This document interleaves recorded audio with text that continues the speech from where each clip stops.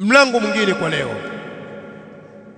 Asema al-Imam an-Nawawi rahimahullahu ta'ala al-bab at-tasi' mlango wa 9 babu fi at-tafakkuri fi 'azim makhluqati Allah ta'ala, mlango katika kufikiria katika ule ukubwa wa viumbe vya Allah subhanahu wa ta'ala. Mtu afikirie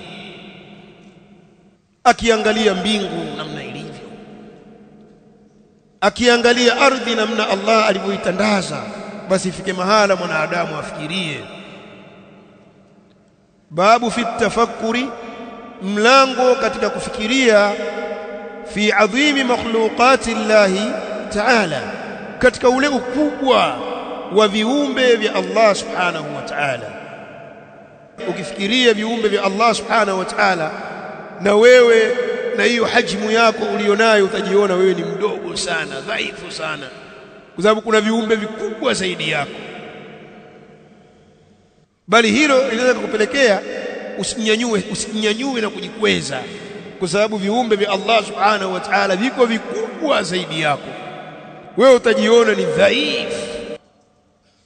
Kadhalika wa finai dunya wa ahwali al-akhirah, na kule afikirie mtu kuisha kwa dunia. Dunia ina mwisho hili, kule kumalizika na kuisha dunia, na mtu afikirie vile vitisho vya akhera, sababu kuna hali ngumu kwa akhera. Wa finai dunya, na vile vile mtu afikirie kumalizika au kuisha kwa dunia. Dunia itaisha hii. Wa ahwali al-akhirah, vile vile vitisho vya akhira.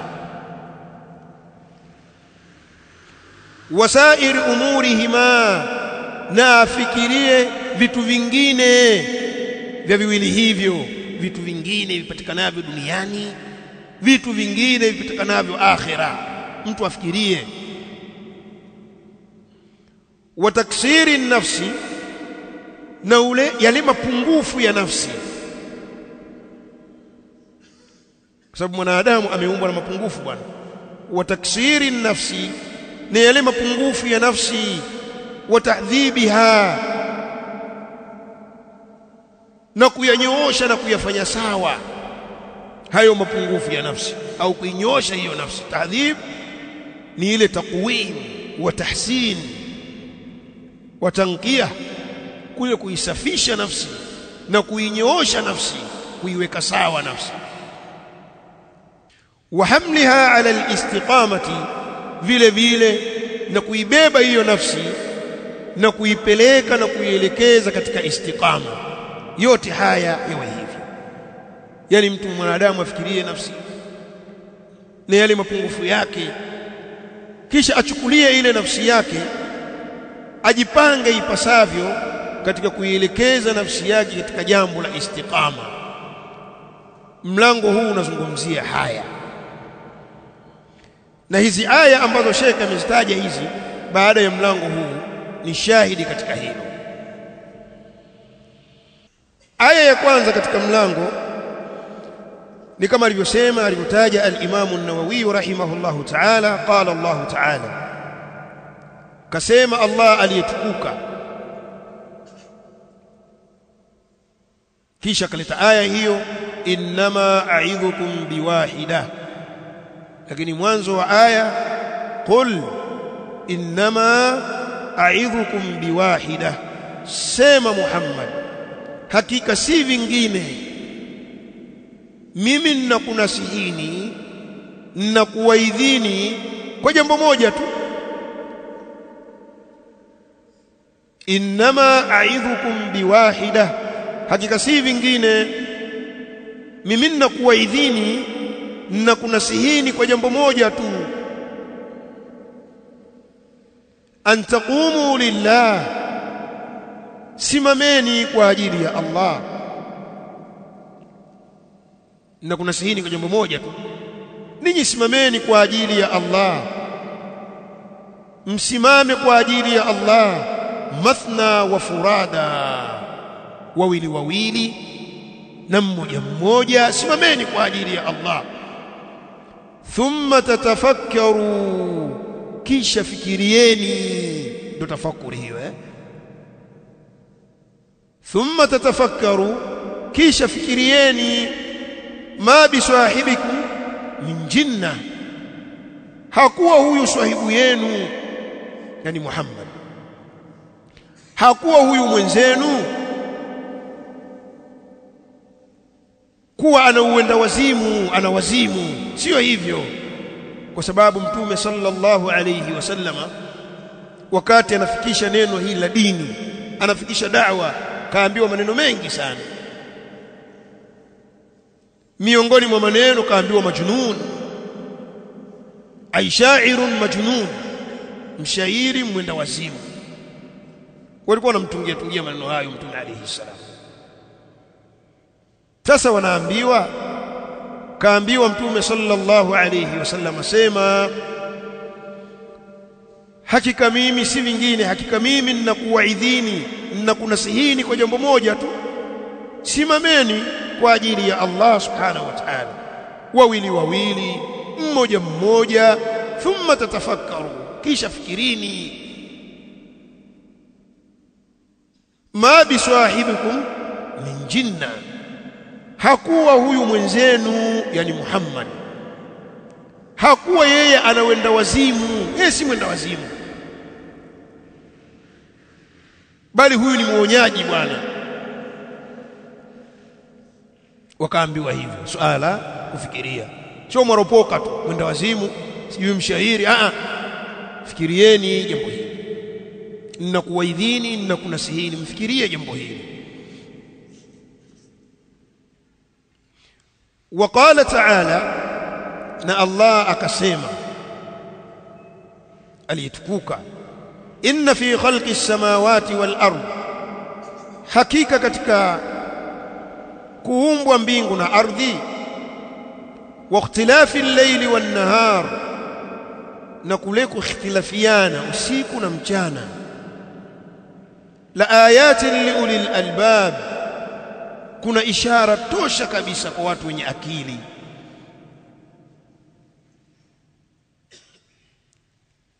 Vile Allah subhanahu wa ta'ala alivyoumba mbingu na ardhi,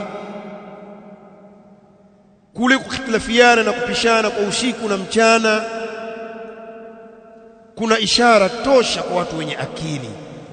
Ni nani hao? Allah akawataja, alladhina yadhkuruna Allah qiyaman wa qu'uda, ni wale ambao wanamkumbuka na kumtaja Allah wima na hali ya kuwa wamekaa. Yani wanamtaja na kumkumbuka Allah hali ya kuwa wamesimama na hali ya kuwa wamekaa. Wala junubihim, na wakiwa wamelala. Wayatafakkaruna fi khalqi as-samawati wal ard, na wanatafakkar, wanafikiria katika kuumbwa mbingu na ardhi, wanafikiria namna mbingu na ardhi ilivyoumbwa. Rabbana ma khalaqta hadha batila, wakawa wasema, Mola wetu mlezi, hukuumba hivi kwa mchezo tu, kwa batili. Subhanaka, utakatifu ni wako.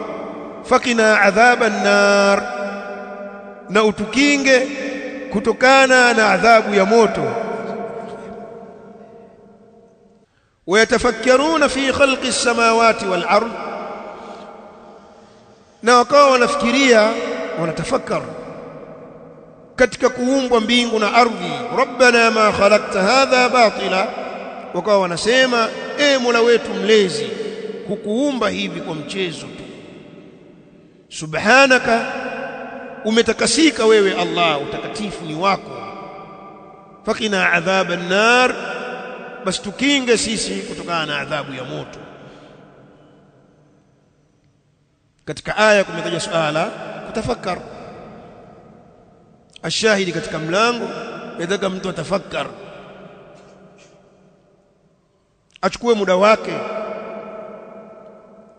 aumize kichwa yake, lakini apate muda wa kufikiria kwamba sio mchezo. huu mlango huu ambao al-Imam an-Nawawi ameuleta katika kitabu chake hiki ni mlango muhimu sana. Si mara nyingi hatuko hivyo. Sisi tunaviangalia na kuvitizama vitu kwa jicho la mazoea.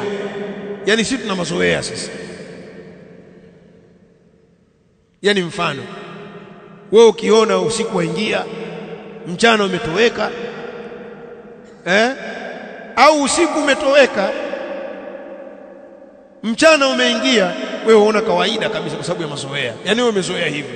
Umezaliwa wewe kwa baba yako na kwa mama yako, alafu ukakuta usiku unaingia, mchana unaingia, au usiku unaingia, mchana unatoweka, na au kinyume chake. Wewe umezoea kabisa hiyo, au sio?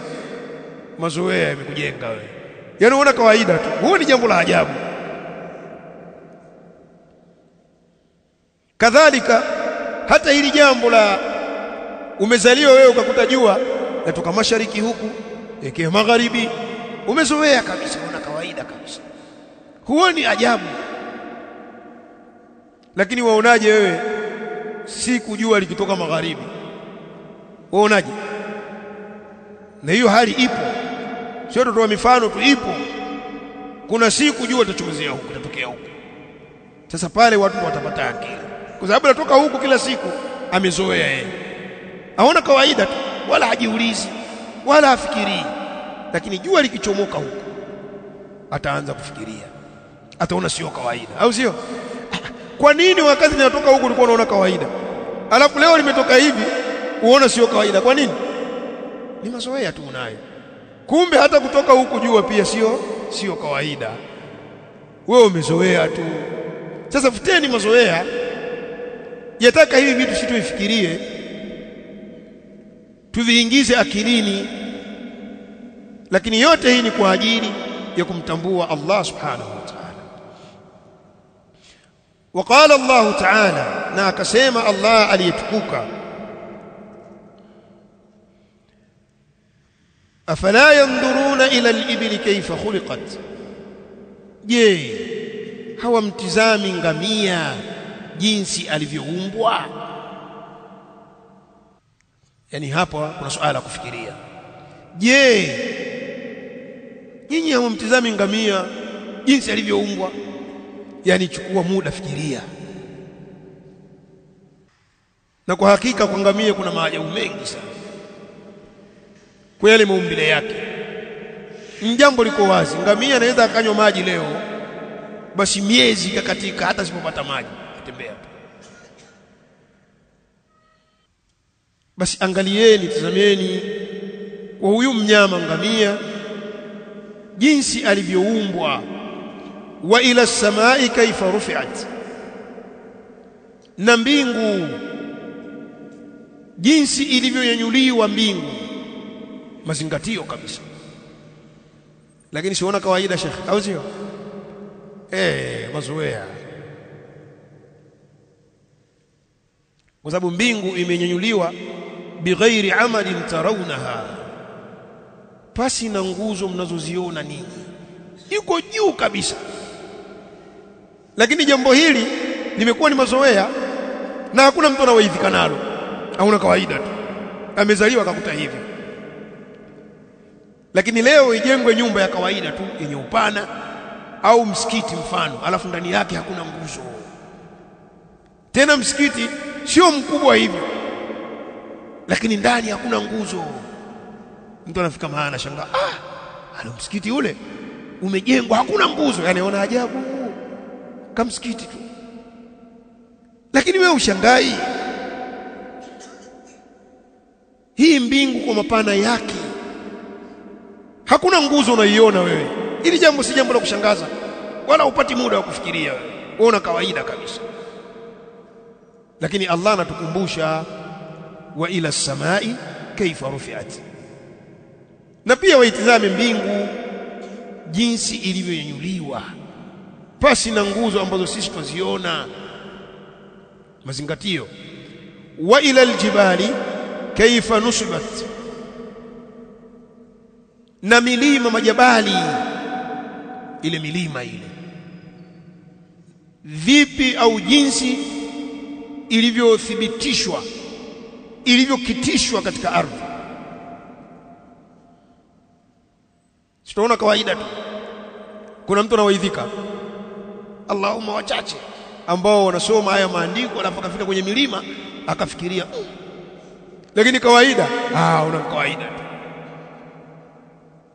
yani mazingatio hakuna.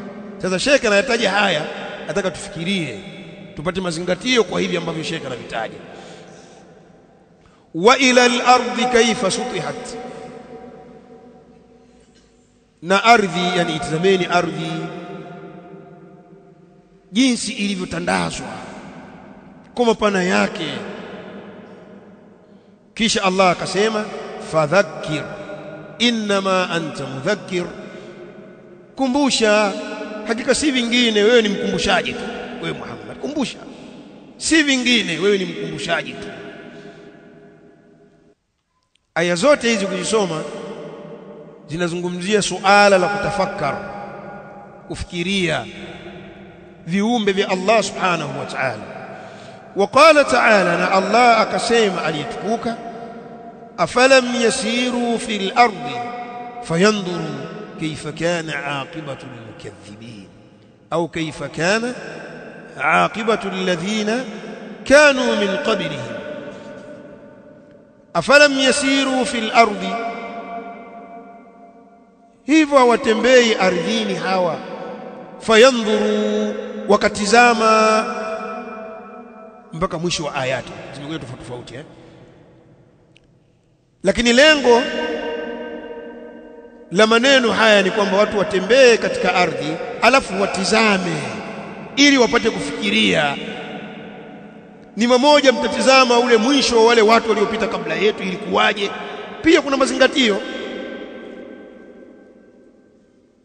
Shaka akasema wal ayat fil babi kathiratun, na ayat katika, yani ayat kuhusiana na suala kufikiria, kutafakari viumbe vya Allah subhanahu wa ta'ala katika mlango huu ni aya nyingi mno. Wa min al-ahadithi, na miongoni mwa ahadithi zenye kuzungumzia habari hii, al-hadithu as-sabiq, ni ile hadithi iliyotangulia. Nadhani hadithi ya Abi Ya'la Shaddad bin Aus, tumeisoma huko nyuma katika milango ya nyuma. Mtume sallallahu alayhi wasallam asema al-kayyisu man dana nafsahu, yule mwenye azma kabisa, azma ya kweli, ni yule anayehisabu nafsi yake. Kwa maana huyu ni mjanja, huyu amefikiria akaona huko niendako siko, akaanza kuihesabu nafsi yake.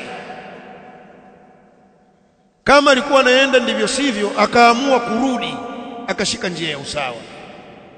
Al-kayyisu man dana nafsahu, yule mwenye azma kabisa ni yule ambaye anaihisabu nafsi yake, wa amila lima ba'da al-maut, na akafanya amali, akatenda kwa yale yatakayokuja baada ya kifo.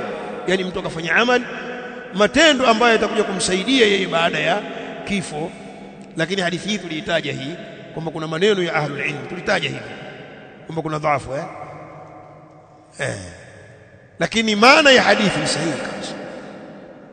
Ama katika upande wa isnadi ndio lakini maana ya hadithi ni maana sahihi kabisa.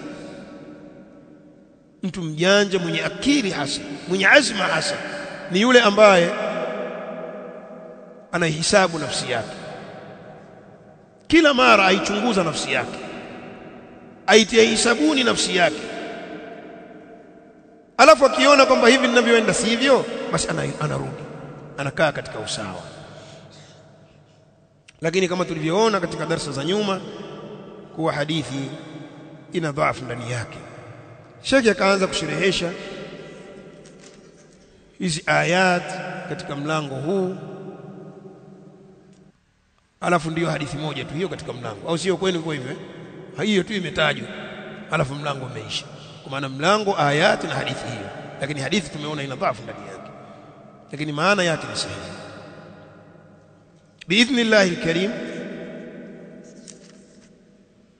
mlango wa 10 ni ile milango tumesoma mwezi wa Ramadhani, au sio Ustadh Banda bwana? Huo mlango wa 10 nikifungua hivi ni ile milango tumeisoma katika mwezi wa Ramadhani, tutairuka hiyo, au msemaji? Si ziko huku, ni kuchukua huku tu na kusikiliza na kutia taaliki zako. Hichi kitabu kikubwa hichi nataka tumalize. Kwa hivyo tutaruka hii milango. Tutakuja kwanza mlango wa ngapi shaka tuliishia pale? Kesho biidhnillah alkarim. Hii milango yote ambayo tulisoma Ramadhani hapa, sababu milango hii tushaisoma tayari. Alafu maneno yake yapo. 13 Kwa hivyo babu bayani kathrati turuqil khair, tutaanzia hapo biidhnillah alkarim. Wallahu a'lam wa a'lam. Tusameni hapa kwa leo. barakallahu fikum wa jazakumullahu khairan. subhanakallahumma wa bihamdik ashhadu an la ilaha illa anta astaghfiruka wa atubu ilayk.